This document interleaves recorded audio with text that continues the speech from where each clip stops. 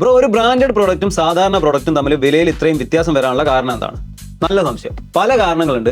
ഒരു ബ്രാൻഡഡ് പ്രൊഡക്റ്റിന് സാധാരണ പ്രൊഡക്റ്റിനേക്കാൾ ജനങ്ങൾക്കിടയിൽ ക്വാളിറ്റിയും ട്രസ്റ്റും കൂടുതലായിരിക്കും. അതുകൊണ്ട് തന്നെ എതിരാളികൾ നിർമ്മിക്കുന്ന ഉൽപ്പന്നങ്ങളെക്കാൾ കൂടുതൽ വില ബ്രാൻഡഡ് പ്രൊഡക്റ്റിന് നൽകാൻ ജനം തയ്യാറാണ്. ഇങ്ങനെ പ്രൊഡക്റ്റും സർവീസും മാത്രമല്ല, ജനങ്ങൾക്കിടയിൽ ബ്രാൻഡായി നിൽക്കുന്ന ഒരുപാട് പേഴ്സണാലിറ്റീസും ഉണ്ട്. ഇന്ന് നമ്മൾ അങ്ങനെ ഒരാളുടെ കഥ പറയാം. 80കളിലും 90കളിലൊക്കെ ക്യാമറയിൽ പതിയുന്ന ഇവരുടെ ചിത്രങ്ങൾക്ക് പോലും കോടികളായിരുന്നു വിലയുണ്ടായിരുന്നത്. അന്ന് ഇവരുടെ ചുംബന ചിത്രം ക്യാമറയിൽ പകർത്തിയ മരിയോ ബ്രെന്നയ്ക്ക് ലഭിച്ചത് 1.5 കോടി ഇന്ത്യൻ രൂപയാണ്. സോഷ്യൽ മീഡിയയെ കുറിച്ച് കേട്ടുകേൾവി പോലും ഇല്ലാത്ത കാലത്ത് ഇവരുടെ വിവാഹം മില്യൺസ് ഓഫ് പീപ്പിൾ ലൈവായിട്ട് കണ്ടിരുന്നു. HIV രോഗികൾക്കും കുഷ്ഠരോഗികൾക്കും ഇടയിലേക്ക് നേരിട്ട് ഇറങ്ങിച്ചെന്ന് അവരെ ആലിംഗനം ചെയ്തുകൊണ്ട് ബ്രിട്ടീഷ് രാജകുടുംബത്തിൽ അതുവരെ ആർക്കും ലഭിക്കാത്തത്രയും മാധ്യമ ശ്രദ്ധയും ജനസ്വീകാര്യതയും ഇവർ പിടിച്ചുപറ്റി. Yes, the princess of Wales, queen Diana. ഞാൻ രാജകുമാരി ആവുകയാണെങ്കിൽ അത് പാവങ്ങളുടെ രാജകുമാരി ആയിരിക്കുമെന്നായിരുന്നു അന്ന് അവർ പറഞ്ഞത്. നമ്മൾ നേരത്തെ പറഞ്ഞതുപോലെ ജനങ്ങൾക്കിടയിൽ നേടിയെടുത്ത ട്രസ്റ്റ്, ലവ്, അതായിരുന്നു ഡയാന രാജകുമാരിയെ ഒരു ബ്രാൻഡാക്കി മാറ്റിയത്. So don't be A part of the crowd, B the reason for it.